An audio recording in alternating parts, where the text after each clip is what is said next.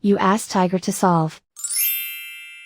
This deals with linear equations with one unknown. The final result is a equals -16. Let's solve it step by step. Swap sides.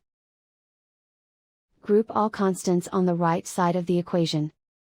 Subtract 10 from both sides.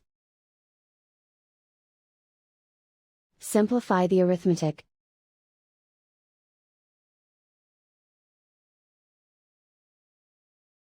Isolate the a. Divide both sides by 5. Simplify the fraction.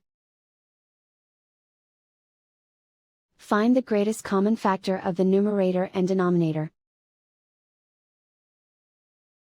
Factor out and cancel the greatest common factor. And so the final result is a equals -16.